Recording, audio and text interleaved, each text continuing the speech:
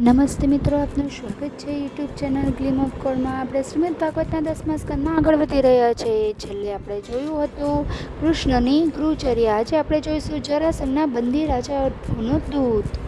શ્રી સુખદેવજી બોલ્યા, પરીક્ષિત, જ્યારે પ્રાતઃ ઉષાકાળમાં કૃષ્ણની રાણીઓ એમના ગળામાં ભૂજાઓ પરોવી ઊંઘી રહી હોય ત્યારે એ વખતે મરઘા બોલવા લાગતા. એટલે એ આલિંગનમાંથી છૂટી જવાના ડરથી વ્યાકુળ બની જતી અને મરઘાને શાપ આપવા લાગતી, કારણ કે મરઘાના અવાજો સાંભળી કૃષ્ણ જાગી જતા હતા. કૃષ્ણ જાગીને સ્નાન કર્યા બાદ પોતાના જ સ્વરૂપ બ્રહ્મમાં લીન બની જતા. તારા ઝગમગી રહ્યા હોય ત્યારે કૃષ્ણ સંધ્યા, હવન, ગાયત્રી વગેરે જાપ કરતા. સૂર્યોદય થતાં સૂર્યને પ્રણામ કરી એમને અર્ધ્ય આપતા. દેવતા, પિતરો, મુનિઓ વગેરેનું સ્મરણ કર્યા બાદ શિંગડામાં સોના મઢેલ મોતીઓનો હાર પહેરેલ 14 લાખ દુધાળુ ગાયો બ્રાહ્મણને નિત્ય દાન આપતા. નિત્ય બ્રાહ્મણો પાસે વેદોચ્ચારણ કરાવતા. પછી શાળથી એમના માટે રથ લઈ આવે ત્યારે ભગવાન અનેક રૂપોમાં બધા રાણીઓના મહેલોમાંથી બહાર આવતા અને એક જ રૂપના બની જતા. ત્યારબાદ એ સાત્યકી અને ઉદ્ધવજીની સાથે રથમાં બેસી વીર અને ઉત્તમ યાદવોની સુધર્મા નામની સભામાં જઈને બેસતા અને વહીવટ કરતા. આ હતી તેમની રોજની દિનચર્યા. આવી રીતે એક વખત શ્રી કૃષ્ણ રાજસભામાં ગયા અને પછી દિવ્ય આસન ઉપર બેઠા. એ જ વખતે ત્યાં એક અજાણ્યો પુરુષ આવી ચડ્યો. દ્વારપાલ એને લઈ અંદર આવ્યો એટલે એણે કૃષ્ણને માથું નમાવી પ્રણામ કર્યા. પછી જરાસંઘની સામે માથું નહીં ઝુકાવવા બદલ તેને બળજબરીથી કેદ કરેલા અને દુઃખમાં પડેલા રાજાઓના સમાચાર સંભળાવ્યા.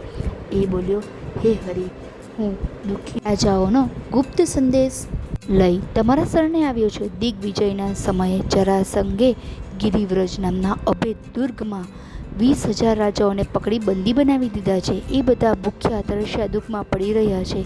એ તમારા દર્શન ઈચ્છે છે. કૃપા કરી તમે એમને મુક્ત કરો. એ જ વખતે દિવસે નારદજી પણ ત્યાં આવી પહોંચ્યા અને એમણે કહ્યું, યુધિષ્ઠિર દ્વારા કરવામાં આવેલા રાજસૂ યજ્ઞમાં બધા તમારા દર્શન કરવા ઈચ્છે છે. તમે ત્યાં તરત પધારો. કૃષ્ણે ઉદ્ધવજીને પૂછ્યું, હે પ્રિય મિત્ર, તમે જ જણાવો કે આ સમયે મારે શું કરવું ઉચિત છે? મારે યજ્ઞમાં જવું કે રાજાઓની રક્ષા કરવી? આ સાંભળી મહામતી ઉદ્ધવજી બોલ્યા, હે ભગવાન, નારદજીના કહેવા અનુસાર યજ્ઞમાં ભાગ લઈ યુધિષ્ઠિરને સહાયતા કરવી જોઈએ અને શરણાગતોની રક્ષા કરવી એ પણ પરમ કર્તવ્ય છે. પાંડવોના યજ્ઞ અને શરણાગતોની રક્ષા માટે જરાસંઘને જીતવો જરૂરી છે. દિગ્વિજયથી જરાસંઘને જીતવાથી શરણાગત રાજાઓની રક્ષા પણ થઈ જશે. જરાસંઘમાં 10,000 હાથીઓનું બળ છે. તેને કોઈ હરાવી શકે તેમ નથી. એટલે આ પરાક્રમમાં જરાસંઘને ભીમ સિવાય બીજું કોઈ જીતી શકે તેમ નથી.